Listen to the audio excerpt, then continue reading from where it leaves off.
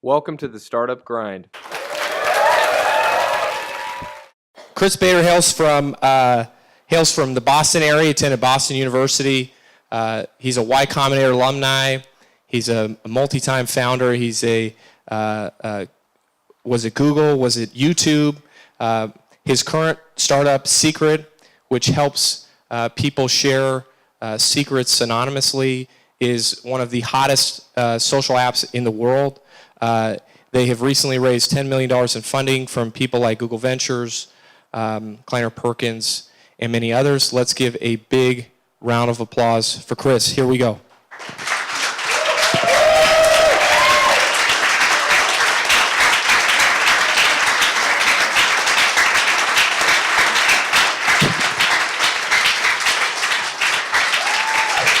Keep it going. Keep it going.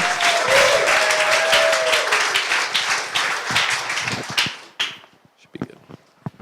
That was awesome. Thank you.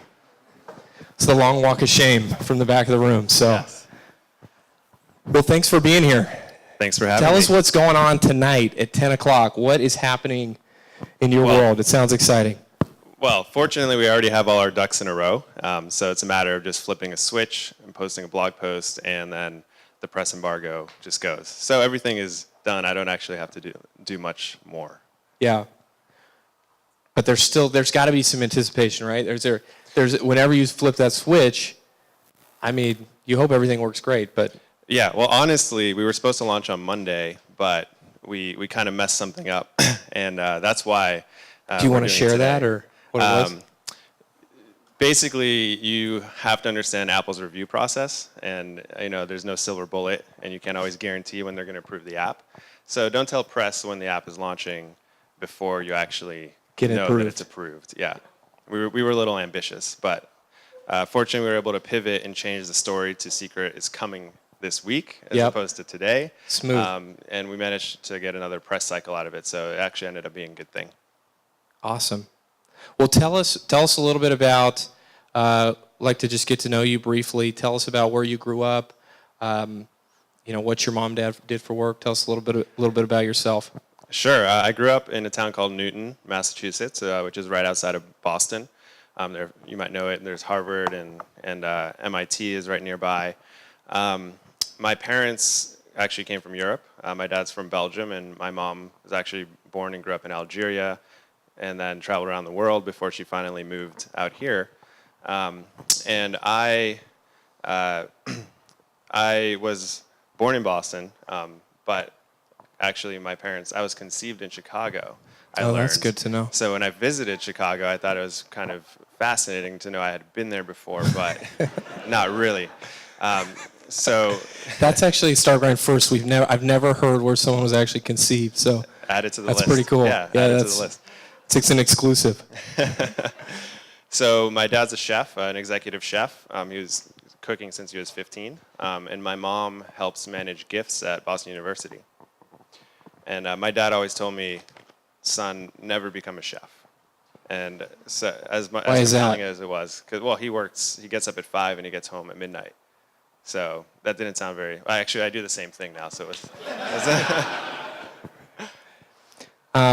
So were you naturally a builder? Were you somebody who's always creating? Or is that something that's come later? It all started because I loved playing video games when I was younger, and I got into these kind of online RPGs, and I wanted to modify them so that I could get all the cool weapons. And then so I downloaded the source code. I looked at it, and I was like, "What is this?" And I started poking around, trying to change stuff, and just it wasn't working. And eventually found a mentor who actually helped me learn how to program. And so I always had this kind of desire to build something and help either to change something or to build tools for my friends, whether it was like a roster management UI for one of our gaming clans or something like that. So I don't know what it was, but I was always just really compelled by being able to create something out of nothing to solve problems for people. And I just always kind of followed my gut and my desire there. Tell me about this mentor. How did you find this person? Are they still advising you? How did that relationship begin? Yeah, well, like a lot of things in my life, it's very serendipitous. I was actually at a barbecue at my friend's house, and his neighbor happened to be a programmer, a prolific programmer who had been around since the early days, actually proposed the first proposal for CSS, cascading style sheets, and he used to own internet.com and had all these domains. So he was like there super early. His name's Rob Raish, and he was a big influence early on, teaching me the basics of like Perl and eventually PHP. And we're still in touch. I see him when I go back, but he's not as actively involved anymore. And I think now I'm kind of advising him on his startup, so it's kind of That's really fun cool. to give back. I wonder how many people in the room are looking for a mentor. Is there a large percentage? There's a few people. I just one more question on this point. Is you've had other people that have advised you or that have helped you. How have you found those people? Who are those people? Not by name, but just how have they kind of come into your life, and how would you suggest entrepreneurs look for these people to help them? Yeah, well, to be honest, I had a realization in the past couple of years that it's great to have a mentor. I haven't really had one directly. It's nice to have. It's almost like a parental figure that you can look up to and try and make them proud and try and learn. But I actually found that mostly in my peers over the past years, especially at Y Combinator, just meeting all these other entrepreneurs that have strengths where you might be weak. So it's actually more about building a network of smart people that have special knowledge or skills, whether it's programming, whether it's fundraising, whether it's just great characters. Like they always say, you're the average of the 5 people around you. So I've been always conscious of who I spend my time with and try and learn from and exchange with, and that's pretty much what I've done. But I'm still looking for a mentor. That's great. Tell us about going to Boston University. You weren't there very long, right? But tell us what you studied and then how that led into the first startup that you had. Sure. I'll try and touch on the main points. When I actually went to BU, I worked full time on the website there. So I was actually going there in the evening classes, and I remember I was excited because I was going to get paid $14 an hour. And then when I started, they paid me $12, and I was pissed. And I spent most of my time working on the website and taking computer science classes. Computer science was probably the only class I ever got an A in, just because I had learned outside of school, and it was fun to do. And then at a certain point, I was like, at the time, I was more interested in how much money I was making, and I was like, I can make probably twice as much as $12 an hour. And then I found a full-time programming job somewhere at some other startup in Quincy, Massachusetts that was doing student loan consolidation. Not very sexy, but I had the opportunity to build their entire back end and basically CRM from scratch. And that was very, very fun in that, again, I was building something that people were using all day, every day to do their job. And I really liked that. Eventually, actually, at the BU job, that's where I met my first co-founder. We worked in this enclosed room in the basement with no windows. We called it the dungeon. And we spent a lot of time together there. And when I left, he had already started working on a site, a video site. And it boasted 500,000 unique visitors a day after a year after I left. And just keeping up with him was very fascinating to see his success. And he eventually sold his startup. And that's when we decided, I had another job at the time, I decided to quit and just start another thing with him and just see what we could do. And that's how I ended up starting Fliggo, which was our video sharing site that got us into Y Combinator in 2008. And so you move out here to Silicon Valley, you go through YC. Tell us what happened with that company and kind of some of the things you learned from that. Oh man, there's so many things. Well, we did YC in Boston, so we were the last batch. Okay. Oh wow, I didn't know that. And we had come out here a couple times, and the YC interview process is kind of crazy. They fly you out here. I basically took a plane, a train, and a cab for a 5-minute interview where we had no idea what was going to happen. We had no idea if we knew what we were doing. We just had an idea and kind of talked about it. And we were lucky enough to get in. Everyone in my batch, we talk to each other now, and we look at each other like we probably wouldn't have gotten in YC these days. Today. Today. And so we're very blessed and to meet all these great people. So we got in, and then the first thing that we thought was we have to move out here. Right, we have to. After we finished YC, So we basically packed up one suitcase, brought our computers, moved into a pre-furnished apartment that was at the time called the Y Scraper because there were a lot of Y Combinators in there. It was kind of famous for that. And it was about 2008, so it's actually very difficult to raise money at the time. And our product had actually paying customers.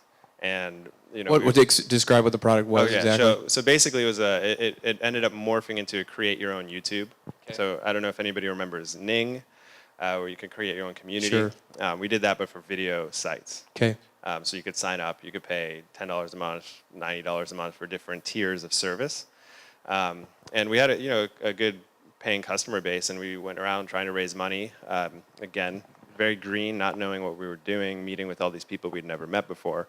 And I actually had Sequoia tell me, I could see this being a $500 million business, but that's not good enough. And I was like, sounds great to me. So I didn't really know how to. I started getting a perspective of like the different characters and the different investors in the valley, and ultimately, funnily enough, we pivoted to build something called TwitVid, which was the first Twitter video sharing service. We saw TwitPic was doing really well, and this is a good example of identifying an opportunity. TwitPic's up and to the right, and then we realized nobody's doing this for video. There's no way to share video. We have the technology. We already let you spool up all these different websites, so why not just build it, right? Right. Basically, we built it in 4 days while we were talking to investors. They observed the speed at which we moved, and by the end of the 4 days, we had our first commitment from Ron Conway at SB Angel. And that's how we ended up, and after that, like everybody wants to do what he's doing. So it was pretty easy to raise the rest of the round.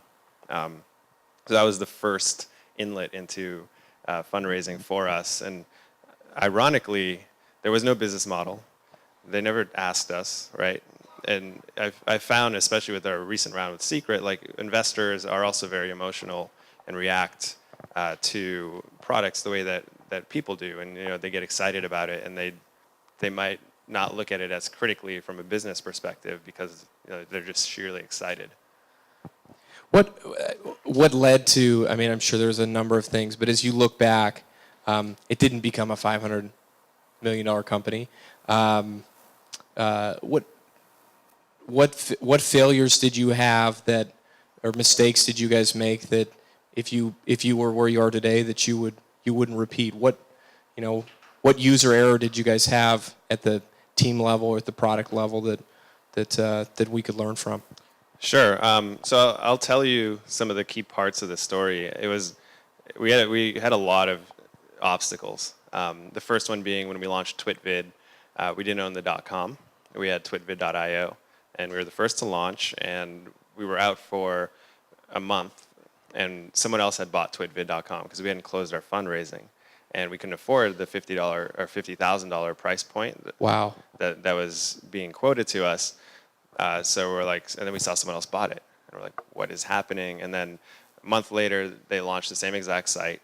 2 weeks after that, they copied all of our style sheets and just made it look exactly like our site. And we saw people like the NBA and all these celebrities just start moving over because they just thought we got the .com, right? Yeah, exactly. So the lesson there for me was, and I don't know if we could have changed it, but you can't compete against your own brand in that you're like working on a .com. And of course, things have changed a lot now with mobile apps and not needing to have a great domain anymore.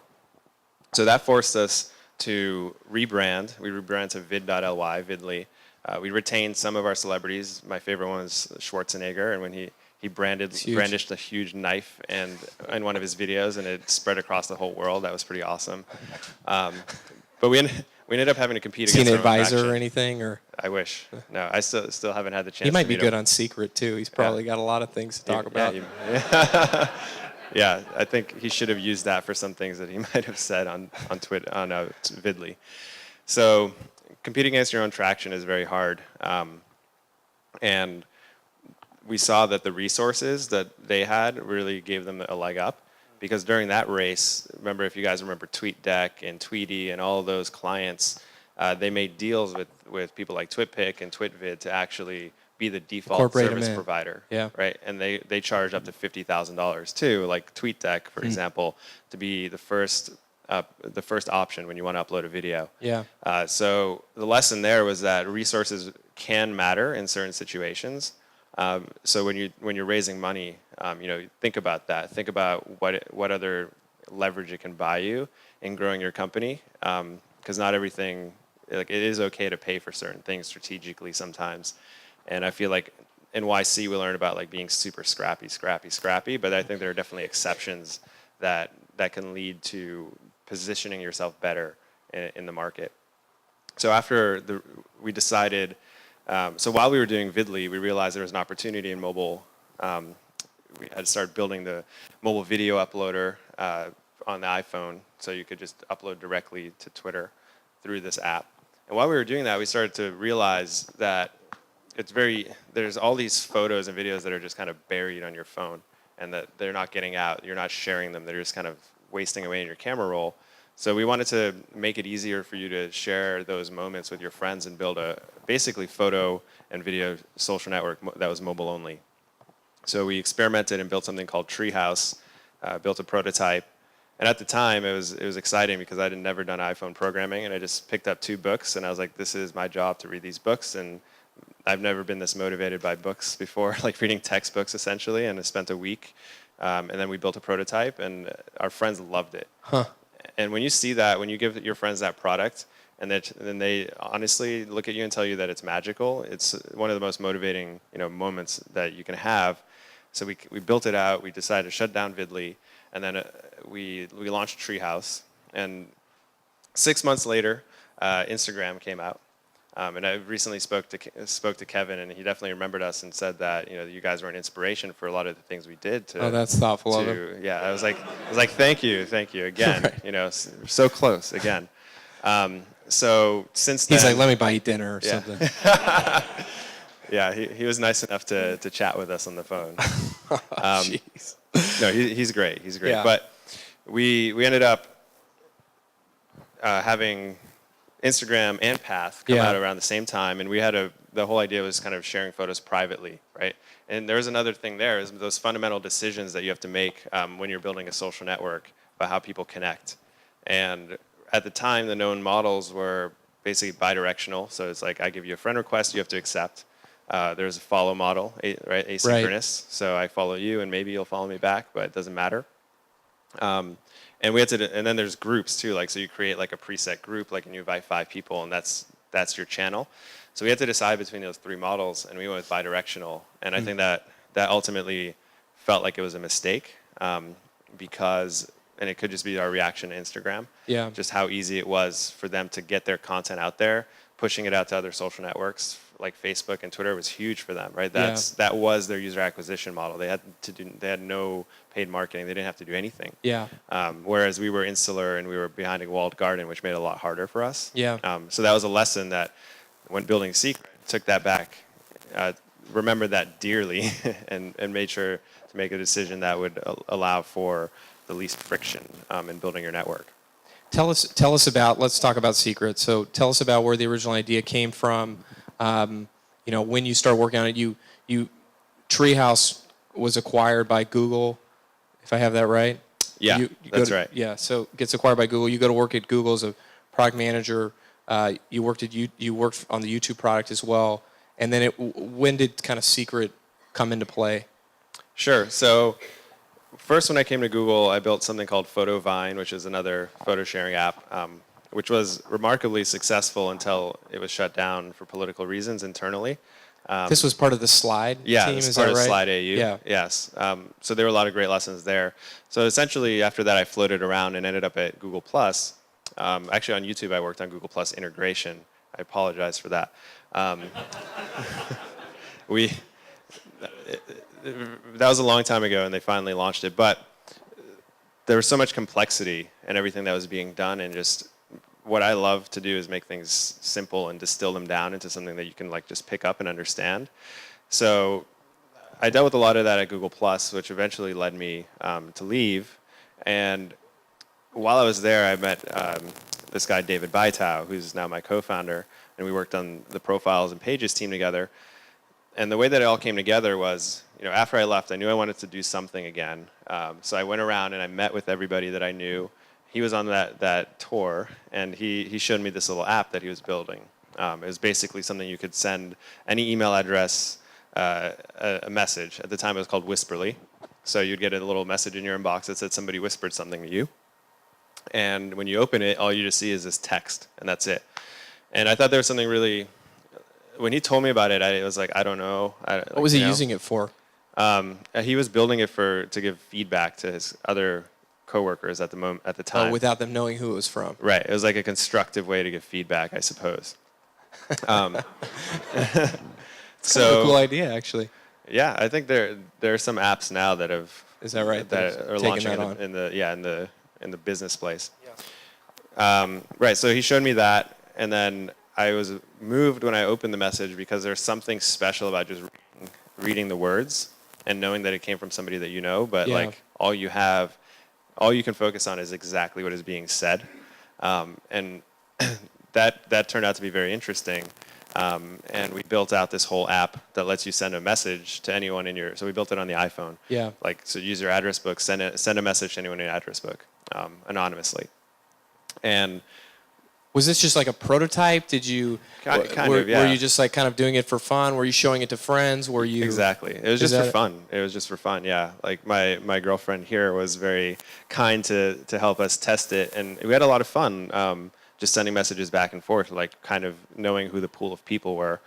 But ultimately, it wasn't something that people were coming back to every day. It wasn't something that people often had an occasion to use because it was such a specific thing. Yeah. But we knew that there was something magical, right? And this is part of the process, right? So design and feature and product development is really just a process.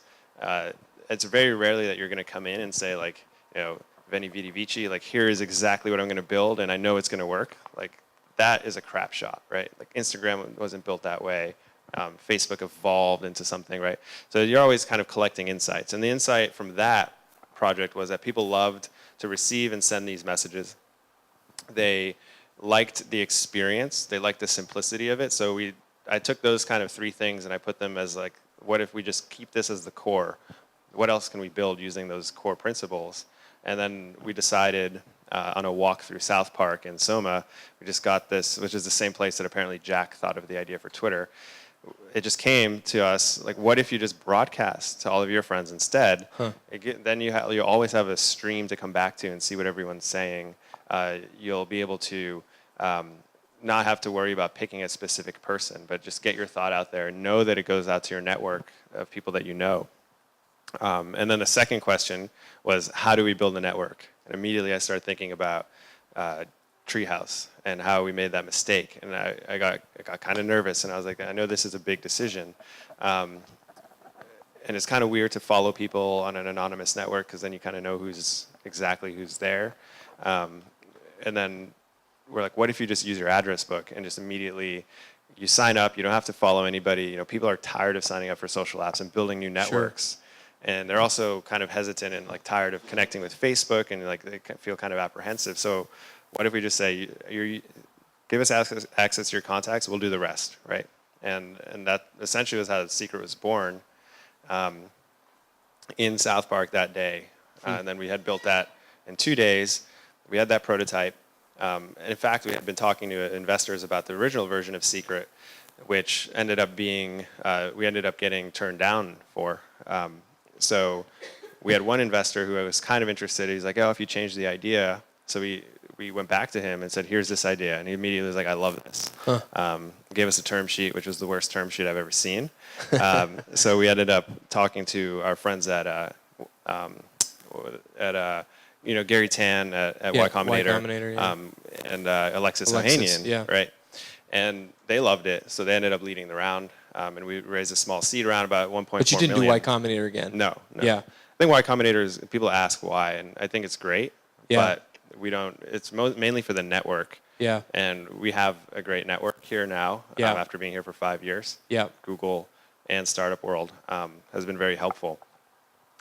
So yeah, we ended up raising a small seed round in November, and then we just were heads down, working out of an office, which is now Google Ventures office, just the two of us, late nights, having the time of our life, just building this app, having no idea whether or not It's going to be interesting to people. Yeah. And then, yeah. This is why you're still, when you mean Google Ventures office, like, because they'd invested in you, so you're working Yeah. at their Well, office. actually, we were in that office Okay. before, and then they happened to both start investing in us and wanting to acquire this office from an acquired startup at the same time. So it kind of came together, and we didn't have to move desks, so that was nice. What's interesting, too, is Bill Maris, I interviewed him last year, and he's talked about sitting right next to Kevin from Instagram and actually not investing in them because he didn't really have any, whatever, I'm sure there was some good reason for it, but he said he was still getting organized, but it seems like they learned their lesson a little bit and started, when they had good companies and they had people in there, they were investing in them.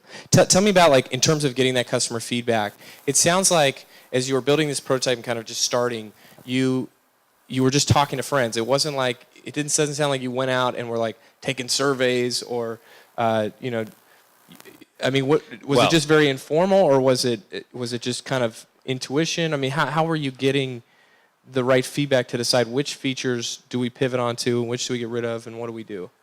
I think surveys are great if you're trying to solve like a business problem. Like, you're going to a company and saying like, what software do you use to manage your employees? Is it a pain in the ass? Great, here's the solution, right? For this was just like complete, like we were just having fun. We were designing something. It was a big relief to not have to deal with the Google Plus complexity. And I hadn't been doing design or programming for a while. So it was really just getting back into it and having a good time. Now, after we raised money, we had this concept in place, and when it came time to actually launch, I think it's very important for those onboarding flows, like for that kind of stuff, to bring in user testers. So we actually just went on Craigslist. I said $40 for 30 minutes of your time. That's a quick way to fill up your inbox. Cool. And so we had all these people from all different walks of life. So I asked them to send me their Facebook profile so I could kind of look at, kind of get a sense of who they are. So we got younger people, older people between 18 and 24 to just kind of come through the office, run them through these scenarios, interview them a little bit, and understand how they would receive this app, and if they had any issues, see if they had any issues just looking over their shoulder, signing up. And those user tests for us were really helpful because we knew like, oh, all 5 people didn't understand this one thing, so let's tweak that. But overall, like all of them thought that was really cool, and part of me believed like they're just trying to be nice because I'm giving them $40. But it ended up being very useful. Some truth to that, right? Yeah, maybe. A little bit. But it was very, very. You got good. Insightful. You got good feedback. Yeah. It was interesting to see someone who's 24 using a phone versus someone who's 18. Like Did you film it, or did you just observe them and just kind of take notes? Or I observed and took notes. I might have filmed a couple people just to play it back. But that was great. What about developing in stealth mode or kind of in secret? Like, sorry, like, hey, did you consider doing something like that? I mean, with the previous company you had done, did you consider like just hiding this thing until you really got it figured out and dialed it, and then bringing it out, or talk about why you did or didn't do that? I mean, we're not like Apple about it. That's for sure. We were a bit secretive. I mean, you kind of keep it close to you just because you might feel paranoid a little bit. But there was no real overarching strategy around that, like concealing that information. I mean, you have to give it out to your friends too, and you're going to expect that they're going to talk. Someone's going to talk about it, so you can't count on that too much, especially when you're having a beta. And we had maybe 150 people over time test both the first and the second secret. And it's funny, some of them even today still have the old app, and they're like, "This hasn't changed. Why are people talking about this?" Like, and they don't even realize that there's a new app. So. Yeah, we haven't been super secretive, but now, especially with I have a screen on my phone with all the anonymous apps that have launched since Secret. The competitors. Yeah. And it's almost half full already, and I'm sure, and some of them I didn't even download. So now we're a little bit more careful about the information that we share outwards. Yeah. Just because it's a competitive advantage to not give away what your next steps are. Yeah. What was there a moment when you realized, like, hey, we've really hit a pain point here, or we've really got something useful Was there a particular person or feedback or a moment where that kind of came to you? I think during the closed beta, people were coming back every day and sharing all the time, and they loved it. And maybe for the first week or two, you might expect that they're just being nice. But then when it was 2 months later and it was just as active, and everybody was coming back every day, and the conversations were rich, I thought that this was something in this community that was very, very good. My concern was what happens when you open the doors. Like, we built the container, but we don't know, like, as the people pour in, is it going to end up having the same configuration of individuals such that the community is right and that the content is right. So that was like a concern. So at first I was like, this is working, and then I was a little scared. And then after we launched, I mean, so far it's been great. Like, we still don't really have a great sense of what it's like to see from the outside, but we meet a lot of people that love it. We hear a lot of stories about how people have reconnected with friends or had changes in their lives. So to me, that's great. Like, that's a great sign. But the question is now, is this going to be able to spread to 1 billion people around the world, and how do we do that? Is that where you see most of, so just walking through the standard use case, I want to share something, I don't want to post it on Facebook to my friends, I don't want to broadcast the world on Twitter, but I got to get this thing out, I want to share it, and so I come to Secret, and then it hits my address graph and from my phone, and so I think that people will see, I know that people that I know will see it, but they won't know it's me. So is that kind of a typical, is that what you see, people just wanting to, they don't want to go to these other social networks, these other graphs, they just want to do it anonymously? And yeah, well, I think the sequence of events is you come into this world, right? We like to use that phrase, like, you're entering a world, and you see all of this content, and you're reading it first, and you're understanding this is what this is for, right? So you start to use it for entertainment or insight or whatever, and then you make a post. So first you understand what it's for, and then you figure out how to apply it to yourself, and then you might use it. And there's still a lot of people that don't post, and they're just lurkers, right? That's the nature of a social network. So when you say, does it address a pain point, I think there is a very subtle pain point that's been building for people over time. If you look back at your Facebook wall, if anybody here was on Facebook in 2004 and 2005, you won't believe the kind of stuff that you might have been saying. I went back and I was shocked. Like, oh, we used to write this kind of stuff on Facebook, on walls. It's like almost like private messages that we were sharing. Yeah. And it's evolved into this space where now Great point. we're a bit apprehensive, and we're very sensitive to the people that are going to be receiving it. So you have a mixed group of friends, family, and acquaintances that you're sharing to. It changes the way that we've shared. It's trained us to be a different way. And I don't think we might have even realized until these new avenues of self-expression have become available. Maybe first it was Instagram, and then Snapchat, and I'm sure there's these other smaller apps that people just find solace in to be able to be themselves. So I think that's what Secret addresses, is very liberating, right? It's like, I didn't realize I had these shackles, and now I'm free to express myself and get that same kind of social interaction. And it's been fascinating to realize how, the profile pictures and the names, just taking those away, how much it changes everything. Yeah. Yeah. And how much more we share, and how much more satisfaction some people derive. Just it's like a masquerade party with your friends, right? Yeah, yeah. Well, and it brings out it. It's very interesting. So when I first downloaded Secret, right before South by, it's really interesting because you get these posts. You're like, wow, that is the most honest thing I've ever heard somebody say. At the same time, you sometimes get these posts where you see somebody posting, and you're like, geez, that is the most honest thing I've ever heard somebody say. And I wonder, like, what is the biggest misconception about any sort of negativity on the platform? How much of it is negative versus positive? Not an exact number, but just give us a sense of what people don't understand about any sort of negativity on Secret. Yeah. Well, I think my co-founder always makes a good point that when people don't understand something, they make it small, right? And there's a lot of nuance in this network, and I think there's also a lot of history with the word anonymous and what that means. So on our platform, you'll see a lot of the content, the majority of it, right, anecdotally that we see is neutral to positive. And then there's critical posts, which I think is very important, right, for us to be able to discuss things critically. And then there's the smallest fraction of content. Is this switching on and off? Okay. And then the smallest fraction of content is really just things that our community guidelines might address. So the things that we have to take down, the things that get flagged to us is a micro percentage. So that's one of the biggest misconceptions is, oh, people are like, oh, this is going to be used for awful things. And most of this stuff is already things that exist in society and that already happen on other social networks. It's nothing new here. It's things people are doing, so it's like definitely exists, right? Yeah. I mean, as I was saying, it exists on every social network, right?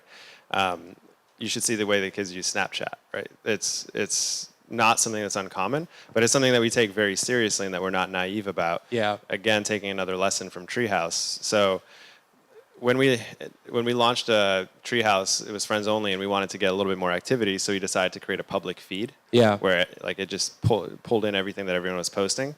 That was a huge mistake. You end up.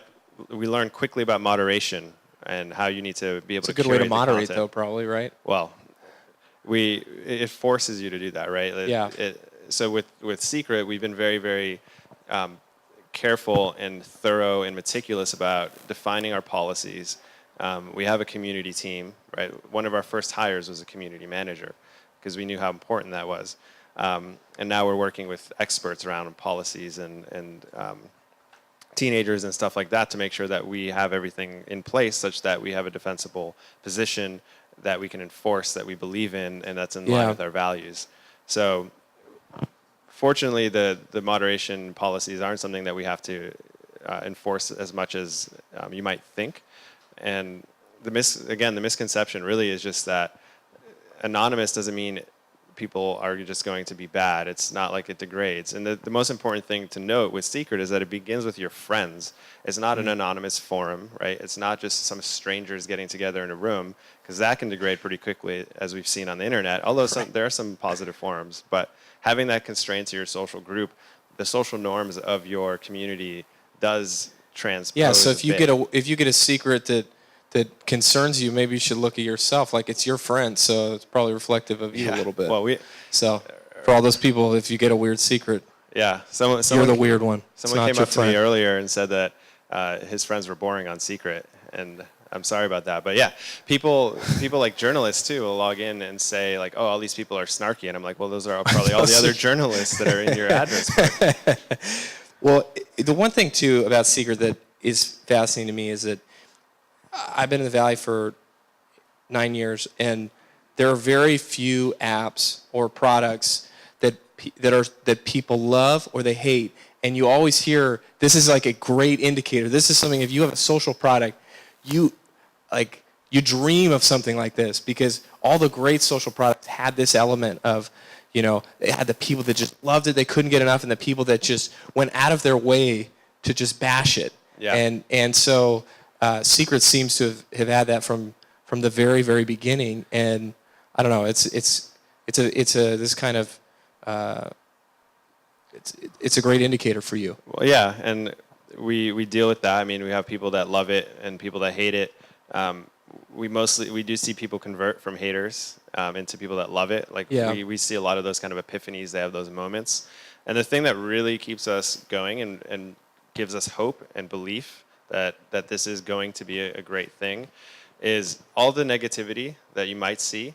That's not something that you wouldn't see in real life when you're talking behind closed doors or on some other social networks. Sure. But the openness and honesty that people have is not often something that you'd see in real life or on those other social networks. There's this new class of content that is very rare. For example, one of my friends, she went through something embarrassing, and she posted it on Secret first because she wasn't ready to talk about it with her friends. And she was able to have that dialogue and that conversation. What was it, and who was your friend? It's a secret. So she was able to have that conversation and dialogue and feel comfortable and confident. and then was able to go and talk about it with their friends with a lot more nonchalantly.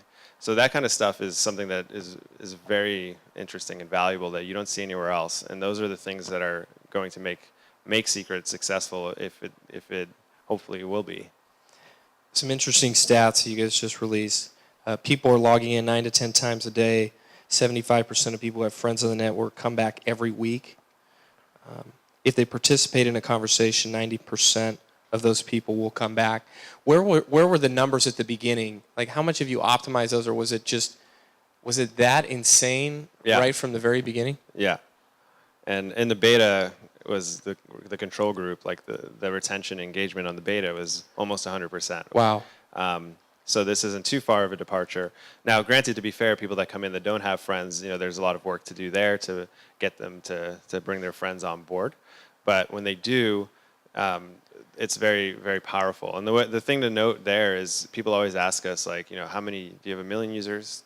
5? Just tell me. And I'm like, you're asking the wrong question. That's not the problem, right? You can get an absolute number of users into your product through many, many different ways. Yeah. But the important thing is that they stick, right? So you could spend $10,000 to get some app downloads, and if none of them stay, that's a waste. So optimizing the retention and the engagement is the most important thing to get right first. So that's why we've been focusing on that, and that's why those are the numbers we share, because we're proud of the results so far. Now, once you have that whole flow completely honed, including the onboarding flow and getting people to invite their friends, then you can start to look at how to turn on the faucet. So we're adding Android soon. Yep. Opening up the doors to other English-speaking countries. Because keep in mind that this is all iOS 7 only, which is pretty contained. It's like far less than 50% of the market. And given the amount of attention and engagement that we've been seeing, we're really hopeful for what will happen as we start to add more people and open it up to people that just can't get on right now. What are the metrics if I'm building a social or consumer facing application? What are some of the metrics do you think are benchmarks that I need to hit today? Like, what is industry standard for something that's hot or that that is catching on? Is it how many downloads is that? What type of usage do you think? Like, what's a minimum standard? Yeah. So some standards are like you look at 1-day retention, 7-day retention, 30-day retention. And the standard, something that would be considered good for those metrics is 1 day would be 50%. So what that means is someone signs up today, how many of them come back tomorrow? That's about 50% would be considered good. 7 days later, I think 30% would be considered good, and like monthly would be somewhere in the teens or 20s. And then the other thing to look at, I guess one way that these growth hackers decide to categorize these apps is the daily active users over monthly active, right? Like what percentage of your daily active users come back over monthly actives? And apparently Facebook boasts like 70%. Instagram's like 60, or sorry, Snapchat was 70%, Facebook's 60%, and Instagram as well. So looking at those numbers will give you a sense of, again, how sticky your product is. So we look at like daily actives, weekly actives, and monthly actives. And the goal is always like, how do you move them from that bucket of just coming once a month to coming once a week to coming once a day to coming 10 times a day? Like, how do you move users into that direction, right? So there's a lot that goes into that, understanding.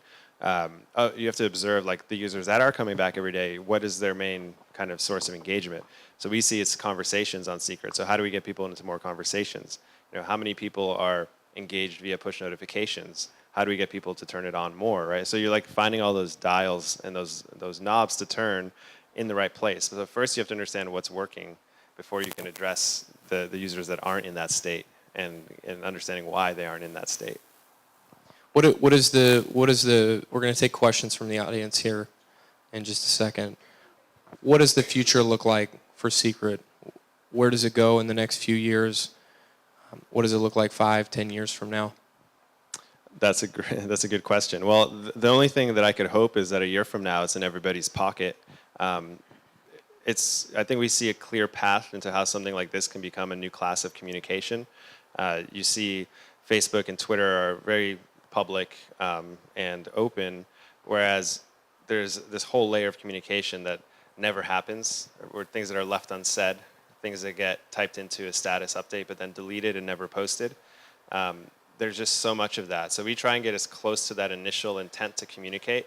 So that urge when you have to say something, right? You have this like gut reaction, this knee-jerk reaction, or you just have a desire to say something. There's so many layers of filters that happen before you speak it, before you share it on a social network, that inhibit that sharing. So we want to be at the front of that, like before the filters, right? So I think there's room in the social networking space to fill that void, and to be at basically the sedimentary layer of communication. So that's one of our kind of a big piece of our long-term vision is being a new communication platform. Let's give Chrys a big round of applause. Thank you very much.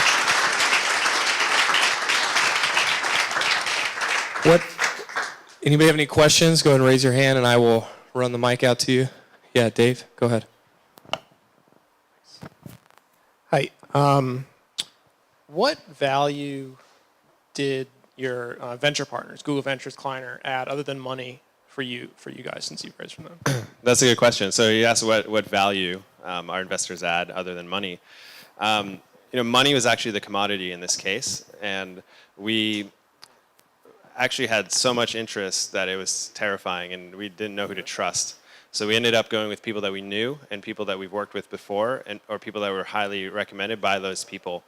And the reason that we picked these people is because they have a wide variety of experiences or network and access to different kinds of people. So Google Ventures was particularly interesting because they have access to all these resources. So early on in the process, we had PR resources. Even though we were 2 people, we had access to the PR people at Google Ventures. We have started building a security council around like technical security of Secret, and they have access to all the security experts in Google that we were able to talk to, right? So bringing us together with those people was extremely valuable. And there was a variety of other investors as well that were either just good people that we trust and that we can look to, people that have a lot of experience personally, like Bing Gordon is someone at Kleiner Perkins who we love to talk to from the video game industry. He just knows so much and has such rich knowledge and experience. To have him come by once a week and hang out and talk about virality and talk about onboarding and interfaces is just amazing. Because you want to avoid those investors that just like, here's a lot of money, now listen to me. That's the worst thing that we could have done. So I think that's really important when deciding what money to take. I believe it's called smart money. Yeah. The hashtag is Startup Grind. Chris's Twitter is at CHRYSB, and it's at GetSecret. Do you have a question? Hey, I have a question. Do you have a user acquisition strategy? A user acquisition strategy? Well, not anymore. We don't really need one, I guess, right now. It's been spreading so well. The app itself is... Basically word of mouth. Sorry? Word of mouth. Word of mouth, yeah. And that wasn't ever a strategy. It's just kind of happening. Although, as we look at new communities, we think about how to get into other industries, for example. And a lot of that is really just talking to people and making them aware of the product, and then it spreads via word of mouth very quickly.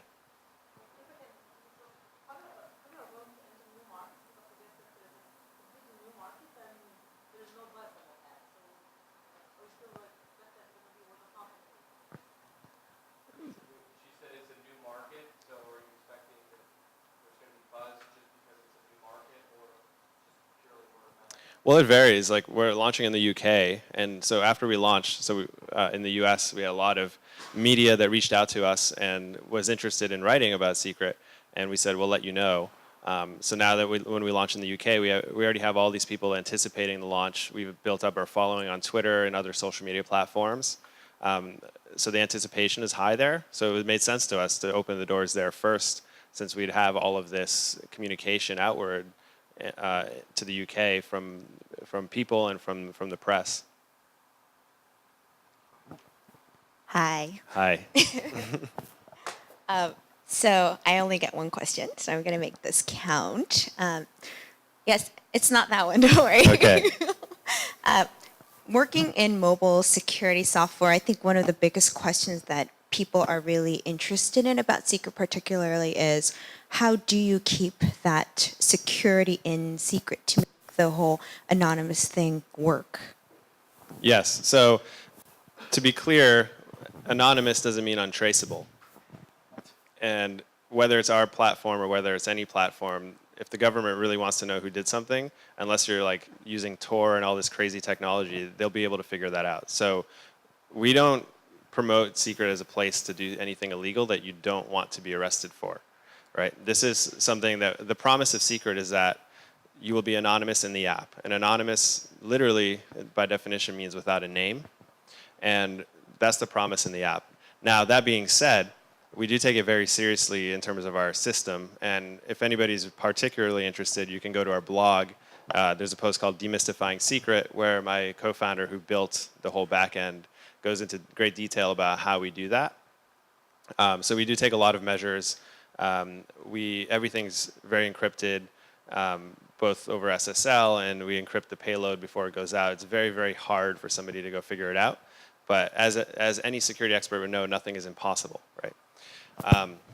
But we have a security council. We launched a bug bounty program, so we have a lot of white hat hackers that report little things here and there to us. Nothing major, but every little bit helps. So we do take it very seriously. Hi. Hi. How do you look for inspiration for next features for your product? It's usually around 11 p.m. We have a couple glasses of wine, and I think about how people are using it. I think about features there's like small ideas that might have come up in conversation, and just like really spend some time deep diving into that mind space. David will always make fun of me because I'll be staring at the screen for like 45 minutes straight, and he's like, I don't get how you get any work done. But for me, it's really just an introspective process, and I'll do designs. I use Sketch and just map things out, or sometimes I use a whiteboard or a paper, whatever feels right at the time. Sometimes it's just going for a walk or a drive. But the inspiration, like it comes by making yourself, putting yourself in a mental and emotional state, I think, to be creative and to open up whatever it is that it might be. I know it's not a very straight answer, but it's hard. So all I can do is create the right setting to feel more creative or exploratory. Hello, thank you Hi. for taking the time to speak with us. Question for coming. when you and your co-founders have some disagreement. What are the strategies you have to be most effective? Because you're clearly both going to be passionate about the concept. And how do you resolve that disagreement? We play Street Fighter. It goes back and forth. Like there are times where both people are very passionate and you don't come to a conclusion in that conversation. But I think oftentimes we both go back home, and then I'll see like the bits of insight that stuck with me from that debate, and then I'll go and explore something, and if it works, and that's great.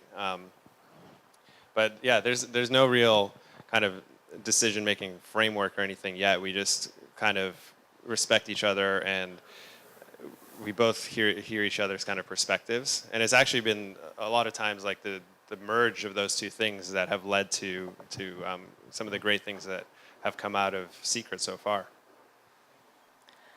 I have a couple questions for you. One I posted anonymously on Secret. You might check it out later. Okay. The other one is, how do you see yourself compared to Whisper and the other competition that you have? Sure. So we like Whisper. We met with Michael once, and we've hung out a few times, and we really got to know each other and what we're both trying to accomplish. And Whisper is quite different. The main thing is with Secret, it starts with your friends. It's within your community. It's people that you know, and that context, that relevance of the content that you're seeing, is the most powerful thing about it. Whereas on Whisper, it's more like a hyper-public forum where you can post to the world and connect with people around important subjects like mental health issues, and problems that you might be having.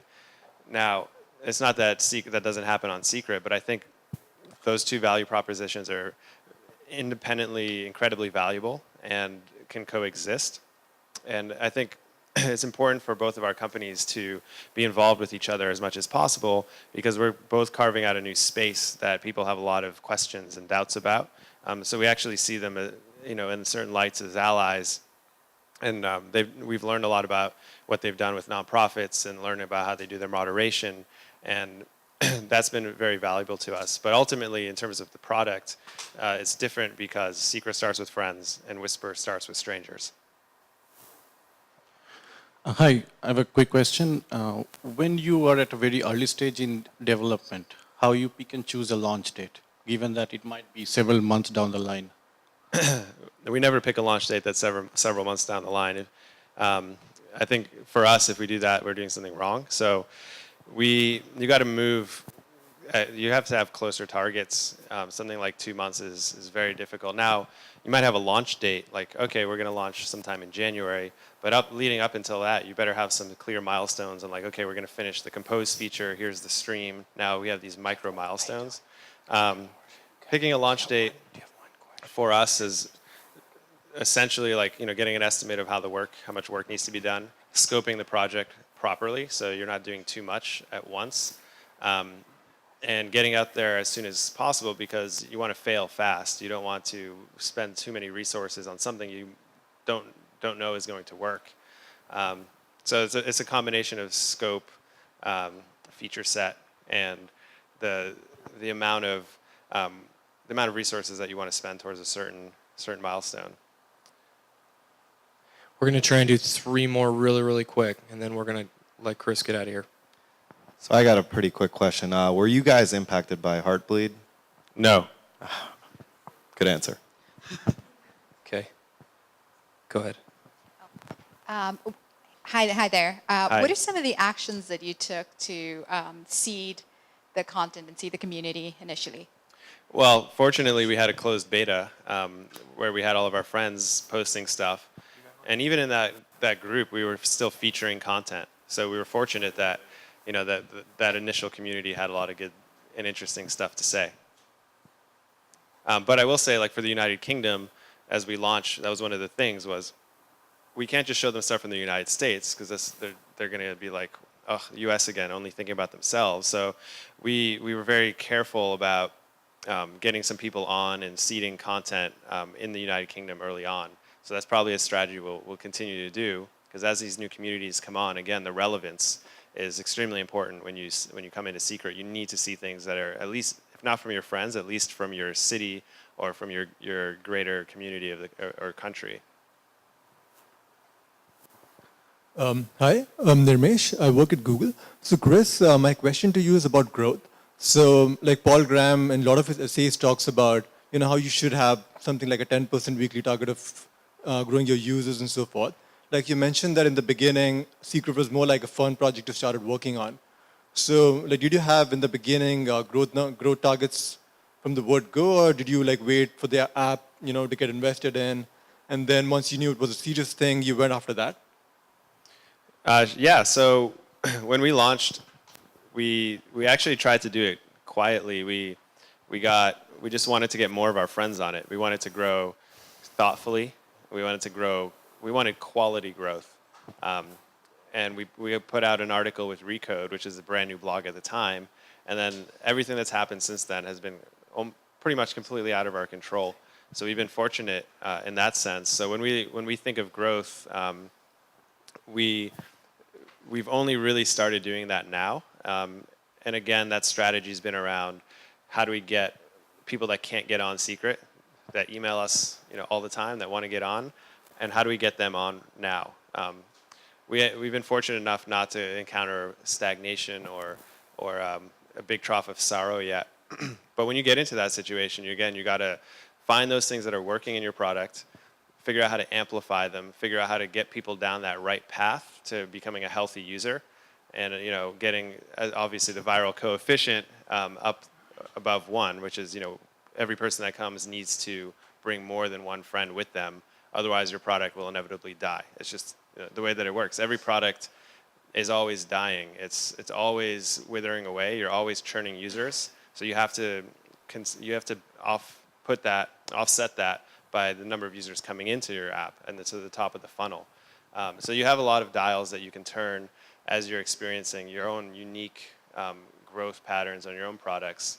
But you always got to latch onto those things that are working and get rid of the things that are not working and just constantly be moving forward and not stagnating yourself. Let's give Chrys another big round of applause. Thank you very much. Thank you.